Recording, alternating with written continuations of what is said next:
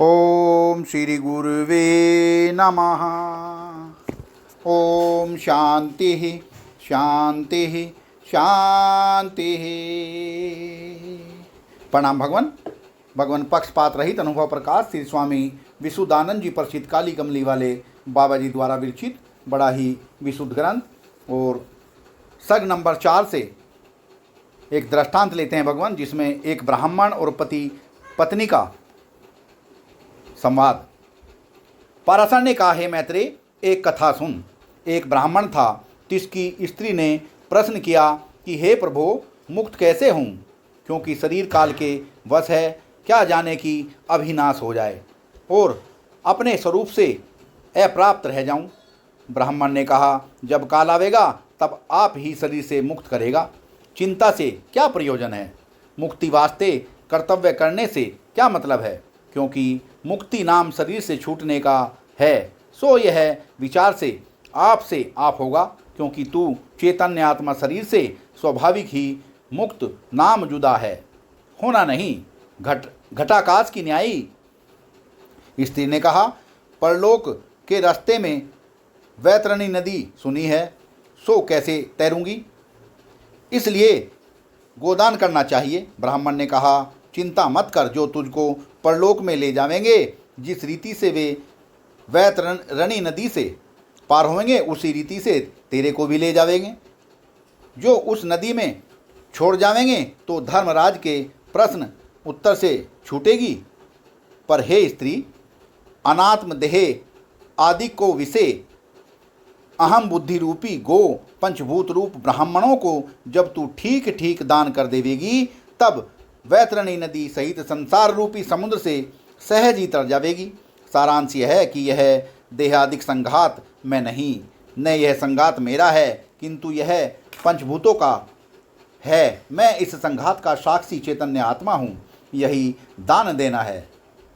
अन्यथा अनेक गौों के दान देने से भी नहीं तैरेगी। वह इस लोक परलोक के सुखों के भोगने की कामना रूपी तृष्णा ही वैतरणी नदी है।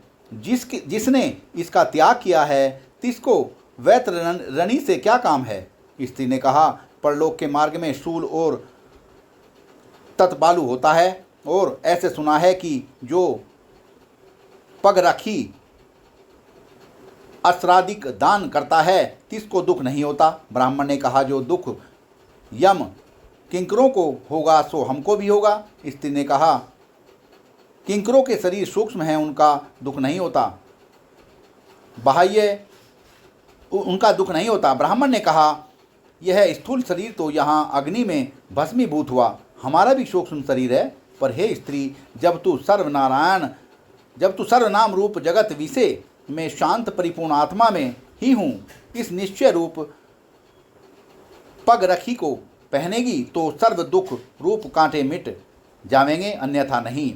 स्त्री ने कहा, जो जलदान यहाँ करता है, उसी को परलोक के मार्ग में जल मिलता है, अन्य को नहीं। ब्राह्मण ने कहा, यम किंकरों को जब प्यास लगेगी, जहाँ से वह जलपान करेंगे, वहाँ से हम भी जलपान करेंगे। स्त्री ने कहा, वह यम किंकर हमको जल नहीं पान करने देवेंगे। ब्राह्मण ने कहा, किसी शास्त्र में नहीं कहा कि जल यम किंकरों का है। उत्पत्ति पालना संहार जगत की सच्चिदानंद ईश्वर से है, यम किंकरों की क्या शक्ति है जो जलपान न करने देवे। हे प्रिय, जो जलपान करने नहीं देवेंगे तो भी प्रसन्न रहे, क्योंकि पंचभूतों का शरीर है। जब जल न मिला तो शरीर नाश होवेगा, तो भी यम के प्रश्न उत्तर से छूटेंगे। पर हे प्यारी, जब तू यह निश्चय करेगी कि मैं यह देहादिक संघात नहीं, किंतु देहादिकों का तथा देहादिकों के सर्व व्यवहार का जानने वाला हूँ, इस ज्ञान रूपी अमृत को पान करेगी तो उल्टा यम किंकर भी तेरा पूजन करेंगे। स्त्री ने कहा, जब हमको धर्मराज के पास ले जाएंगे और पुण्य पाप का हिसाब पूछेंगे तो क्या कहूँगी। ब्राह्मण ने कहा, जैसे जागृत में जो अभ्यास करता है, वही विशेषकर स्वप्न आता है। जैसे तूने भी जीवते हुए इस संघात की चेष्टा रूप पुण्य पाप अपना धर्म माना है तथा निश्चय मृत्युलोक माना है, यह कर्म मैं करता हूँ, इसका फल भोगूंगी इत्यादि जैसा तू निरंतर दृढ़ संकल्प करेगी तैसा तुझको परलोक में भासेगा।